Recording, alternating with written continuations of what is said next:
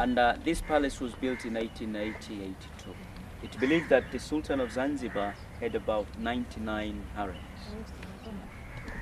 There's other story which is said, no, he had about 70. It means he had many wives and one official wife in Stone Town. So he just came and visit his wife here. This is where he enjoyed himself, and then back to his official palace. The palace was burned down later. Soon he himself died, yeah?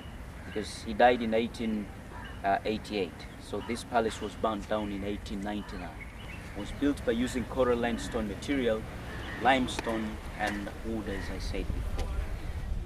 Okay, we can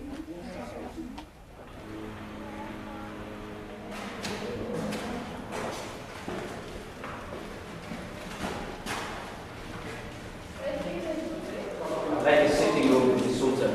This is where he came and sit with his wife, where they go drinks and everything. And then on they proceed on the main room there, that's where they enjoy themselves. So on the backside there is another more bathrooms where they clean themselves. And then they back in again, because there's two big pools, that is where they swim. You can see those pools when you walk in. Then at the top side there's the glasses, but many of them are broken, that's why when it's raining. There's more glass up there. This is where Sultan and his wife and enjoyed with them again, but we don't know how many. Whether 1, 2, 5, and nobody knows. Sorry? Yeah, no worry.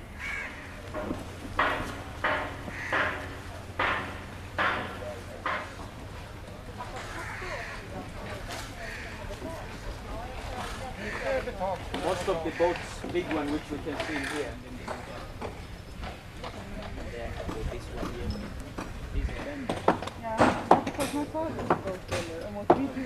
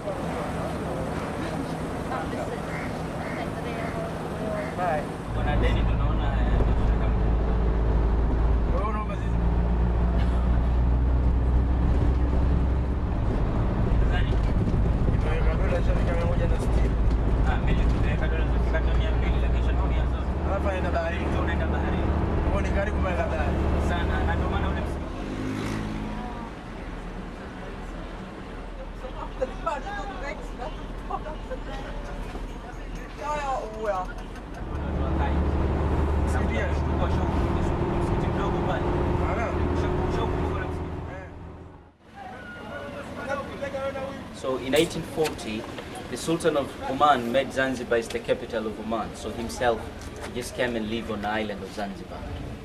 And it's believed that during the 1840, this man decided to marry another wife from Iran, and she was granddaughter of King Shah. But before she came to Zanzibar, the Sultan of Zanzibar arranged the Turkish people to build this site here for his wife. And this is the bath, but was built in a Persian style. What they said, it's only inside there is a stucco work design which is Iranian style, but the bath generally was built in a Turkish style. We see it on the other side where there is a steaming hole when we go in here. On the first place which we see here, this was like a sitting room. That is where sometimes they burn the incense. And on the wall there is a stucco work design. On the second point there's a changing place, and on the third part there's a bath place and a steaming hole with the copper basin inside. They used to make fire outside. There's just like a cave. That is where they made fire and heat the copper basin from outside while they fill water into holes inside. So this place was last to be used was in 1964, soon after the Zanzibar Revolution. And that side, all of them are bathroom or toilets. It's the same as what we saw at Maruhubi.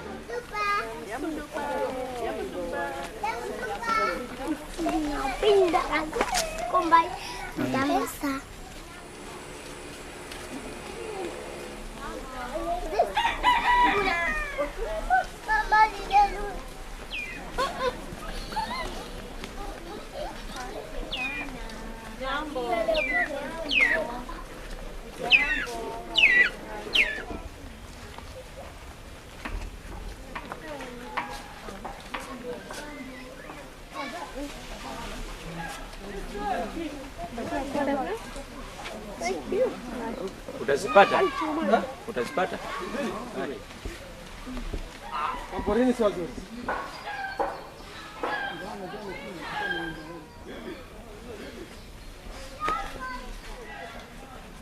Well, normally pepper is starting green.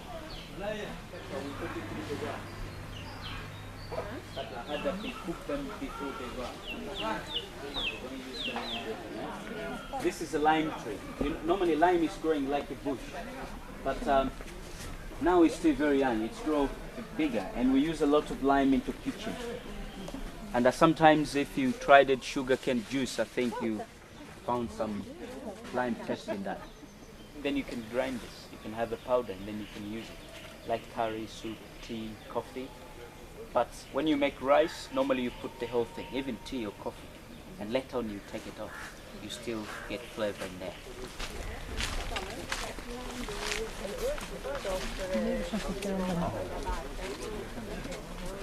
Pepparkorn.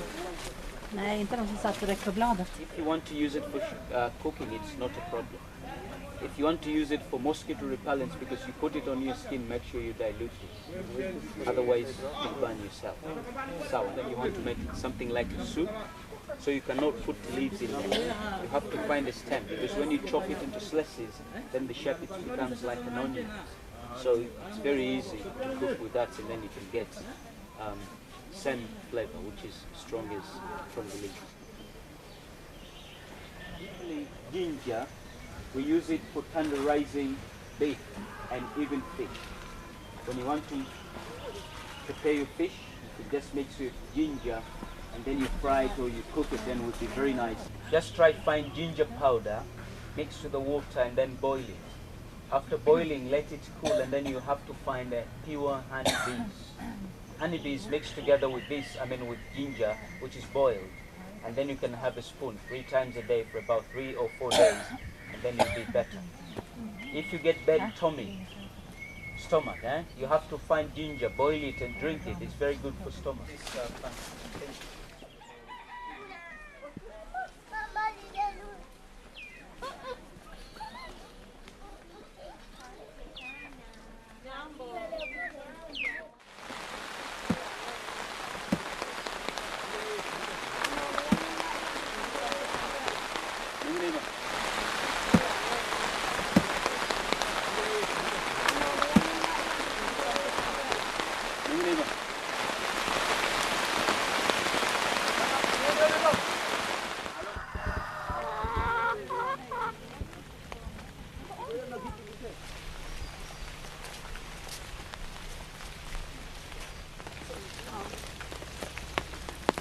Migration will not allow you to take that off. But like 5 kilo, 1 kilo, 1 packet is all right.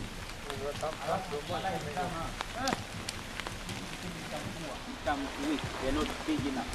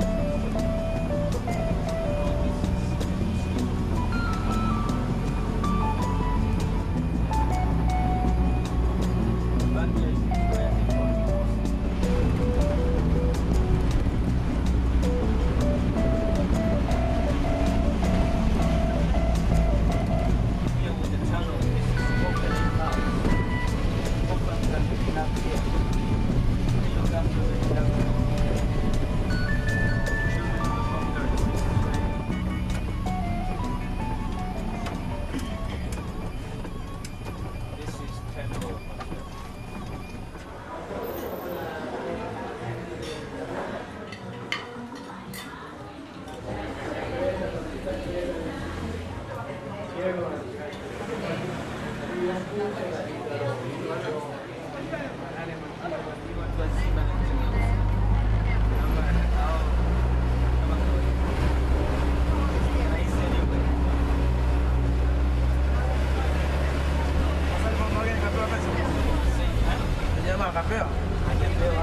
akawahi kumtokoa.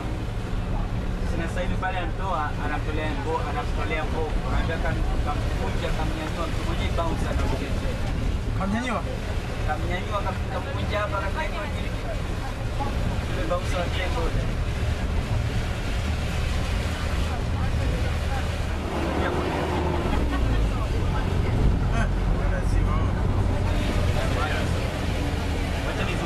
Itabidi mimi niwepo hapa na around kwa sababu naona hakuna tena kazi.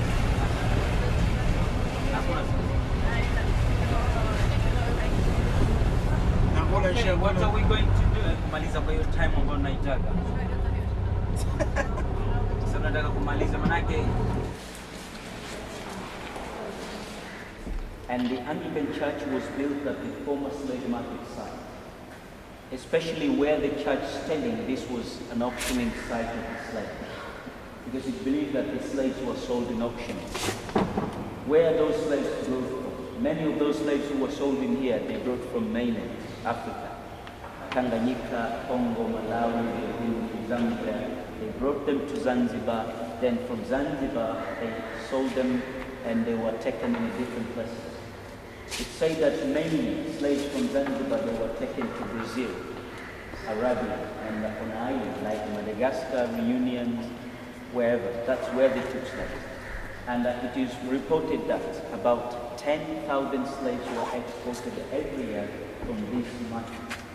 Men, women, and children.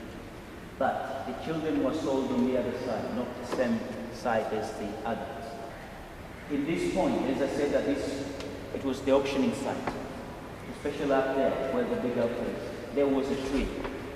It's believed that some slaves died over there. That's why they put the red marbles in. So 1873, on June, they succeeded to make the law and to stop this trade.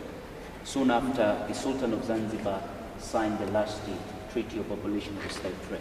So the first thing they did is just to close down the main market in Zanzibar, and followed by the other market in mainland Africa. But 1873 on June, that was not the end of the trade. That was just officially stopped, but the trade went on till in 1915.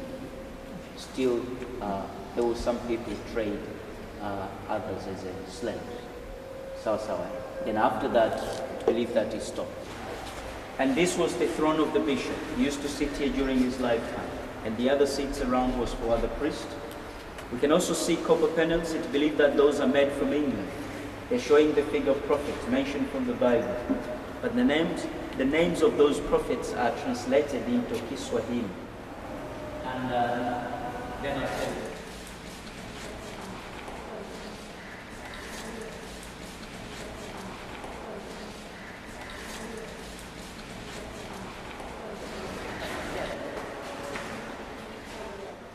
pipe organ music is still working. They brought from England in 1901. And when they have a service here, they somebody go up and play that. They made them from Bagamoyo, Tanzania mainland, where was the slave center. Wherever they took slaves on mainland Africa, they dropped them at Bagamoyo. Then from Bagamoyo, they put them on a ship to Zanzibar. So that is where they made these cups and brought it here as, just to bring some sense for visitors, because most of the memories they destroyed in here. At least nowadays people, when they have a look at this, they can have some feelings or sense. But maybe they forgot to make the babies or kids. There is no children in there. They only made adults. And what else we can see? Look at the chain. That chain, you say that is an original chain. They dug that just a few feet from the ground at Bagamoyo and brought up here as a memory.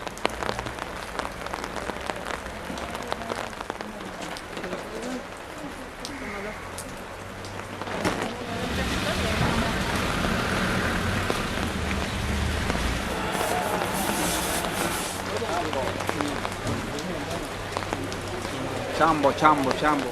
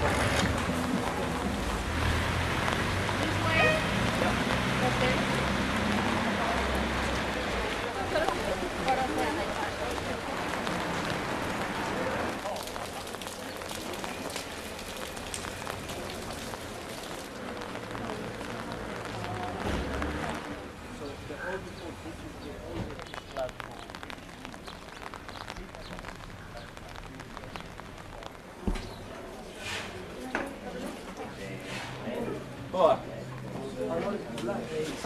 Okay. Juice,